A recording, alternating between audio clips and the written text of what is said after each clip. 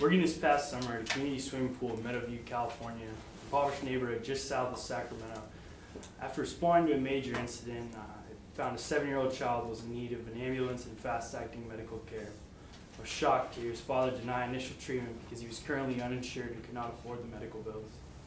Bill H.R. 676, the United States National Health Care Act, will provide a new system of universal health care available to all Americans.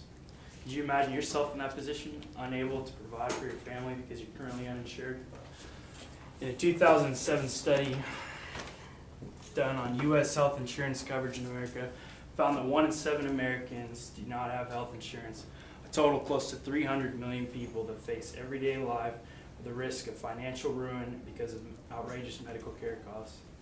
Bill H.R. 676 will create a universal health care coverage available to all American citizens that enable them to choose their own physicians and medical institutions for treatment.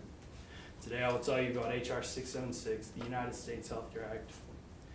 H.R. 676 works to provide health care through the creation of a government-run insurance program.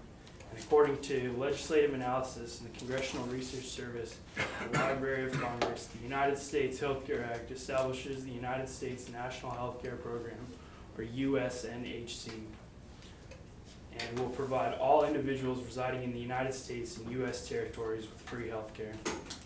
The insurance provided by USNHC covers all medically necessary services, and Section 102 found in Bill H.R. 676 under the heading of Benefits and Portability defines all of the medically necessary services as the following: primary care and prevention, inpatient care, outpatient care, emergency care, prescription drugs, durable medical equipment, long-term care, mental health services, the full scope of dental services, substance abuse treatment, chiropractic services, and all vision care and vision correction services.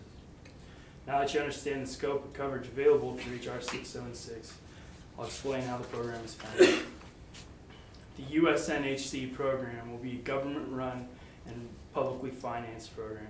The general overview of funding is found in Section 211 of H.R. 676.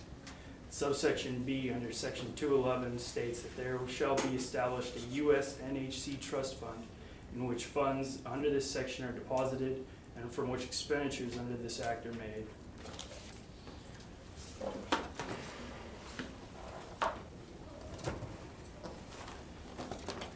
Section 211 outlines how the funding will be collected by existing sources of federal government revenues for health care, increasing personal income taxes on the top 5% of income earners, instituting a modest and progressive excise tax on payroll and self-employment income, and instituting a small tax on stock and bond transactions. Also under Section 211 is described a system of savings as a source of financing, and is described in Section C2 as the USNHC program will reduce required funding by vastly reducing paperwork, requiring a rational procurement of medications, and improved access to preventive health care. Savings accumulated from a government-run health insurance program have proven to work in similar situations, such as in Canada. A professor of economics at Princeton University and advocate of government-provided health coverage, Paul Krugman, described in 2005 that the great advantage of universal government-provided health insurance is lower costs. Canada's government-run insurance system has much less bureaucracy and lower administrative costs than our largely private system.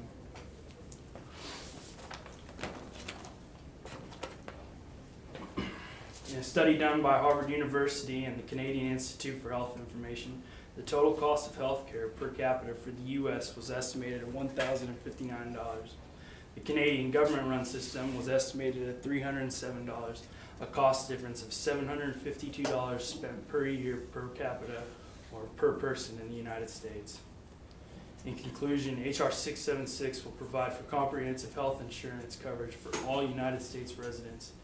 The government-run insurance program, USNHC, will cover all aspects of medically necessary services. The program will be government-run, publicly financed, and potential savings amount from a government-run healthcare system are a major advantage. Healthcare for all, I said earlier, I'm here to inform, not persuade.